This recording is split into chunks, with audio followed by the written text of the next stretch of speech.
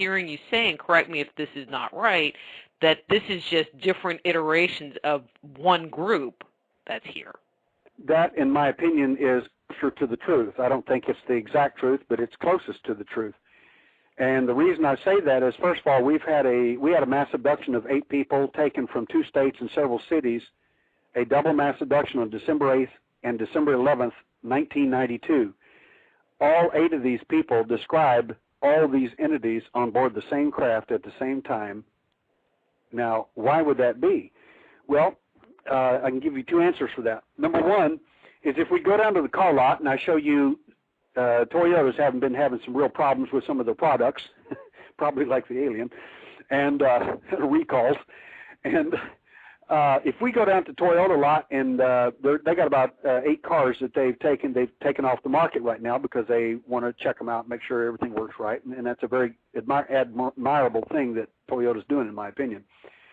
But the thing is, if we go down to the Toyota market and look at those 8 different models, we don't think there are 8 races of cars, do we? Mm-mm. We think there are 8 models. What if we're looking at different models of a program? Well, not races, totally but models. And the interesting thing is that these entities, they do have different jobs. They do have different things they do, and some of them are higher than others. In fact, I'll tell you something no one else knows in the field, and this you may find this interesting. You won't read this anywhere. If you see an entity that has a robe or a coat on, and this is pretty rare that you see them with any kind of clothing like that. If he has a robe or clothing of some kind, it denotes a much higher rank that he has over his fellows. He didn't just decide to go down to the local cosmic clothing store and say, "Oh, they all wear that today." It doesn't work like that. Not in any sense of the word. It's a rank that he has.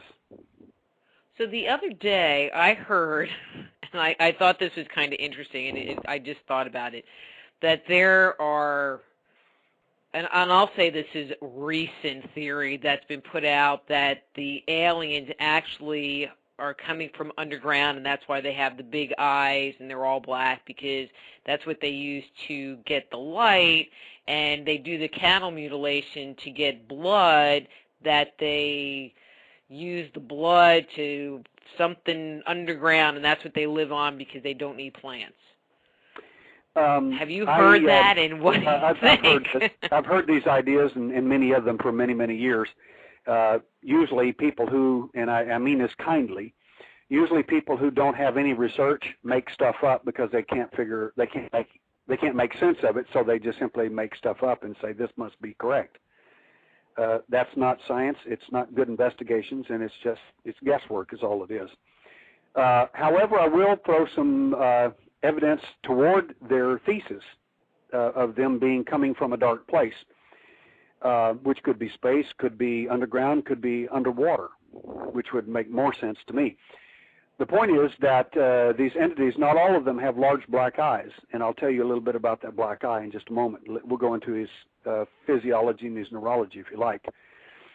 But basically, the entities smell like one of 3 descriptions are often given by abductees, and I ask this all the time. And the reason this is significant to me is because one of the things that you don't do in dreams, it's about 99.9999999% never going to happen in a dream. You're not going to smell stuff in dreams. You just don't. Mm-hmm. This is an indicator. Unless you're a very lucid dreamer. Very unusual. Exactly. Very unusual. And especially when you come back with physical evidence on your body, that's pretty good evidence it's not a dream as well. But many of these people will come back and say they smelt like wet, decayed cardboard or wet, rotten, moldy leather. But the biggest description we get all the time, almost all the time, is that they smelt like sulfur. Well, where would you find sulfur? Well, usually underground. And some people even postulate, well, some of these entities may be maybe from hell or something like that. Well, hey, I don't know. I'm not saying they are or not. I'm just saying they smell like it. And that's a very common description that people will give, that they have this bizarre smell about them. In the illustration, is a lady told me one time that she said it was standing next to my bed, and I was in her room, and she says it was standing here the night it came, blah, blah, blah, last night or whenever it was. It was very, very recent. And she described it in detail, and I said, I had you, whenever you called and told me this, I had you to get down next to your bed on the floor, next to your carpet, and smell the carpet. She said, yes, I did. I said, did you smell anything? She said, to my amazement, I smelled sulfur. I said, that's because that's where he was standing. Pretty good indicator that her event, in fact, was real. Of course, the fact that he left marks on her and scrap marks where they held her down forcibly, it was a pretty good indicator that, it's kind of hard to put your own scrap marks on your own arms and legs where they held you down, or long, spindly finger bruise marks on your arms, usually 3 or 4 in some cases, where they literally held you, and God knows what they did to you, but it was enough that you had to be held down, regardless of your fear or trance or whatever they had you in. You had enough consciousness about you to realize this is not going to be pleasant, and they had to hold you to do whatever it is they were going to do.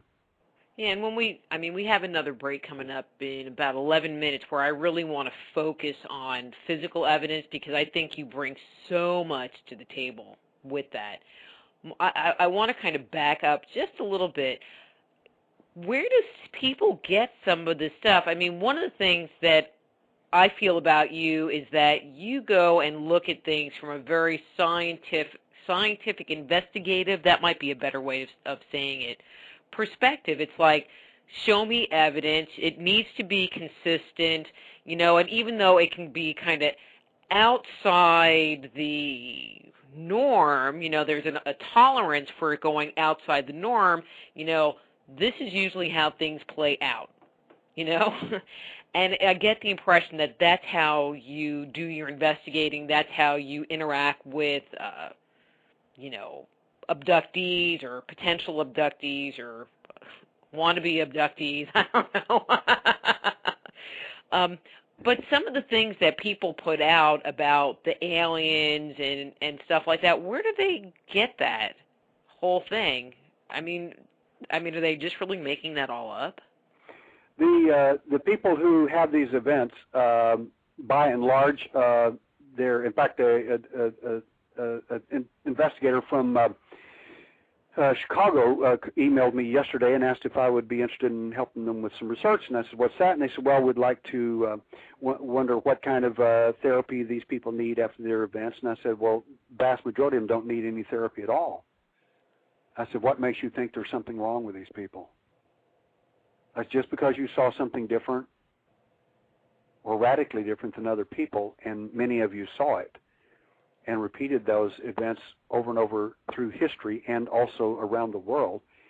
I said, hallucination, if you know anything about psychology, hallucinations don't work like that. It just doesn't happen. And I said, so they're not all making it up, and they're not all generating the same information, the same data, and the same experiences, and the same feelings, and the same marks, and the same physical evidence on them. I said, it just doesn't happen like that. I said, so if you're going to study the phenomena, I said, I suggest that you not assume that they are some type of people, either mental patients or people who need help now because they've had a bizarre experience. I said, you're going to find very few people are going to cooperate with you because that is not true. I said, that's like them saying to you, oh, you're a psychologist, so therefore you became a psychologist because you needed serious help. I said, which, if you think about it, most people, when I was in psychology, that's why they were there, to fix their own problems. And the professor at NMSU told everyone in the room the same exact thing I was thinking, and that is that you're here to fix yourself. You're not here to be a psychologist. He said, if you need help, contact me afterward. But one of the things, and I'm sure you would totally agree, is that, in that perspective, if you've had these experiences, it gives you the opportunity to empathize with your clients better. It gives you the opportunity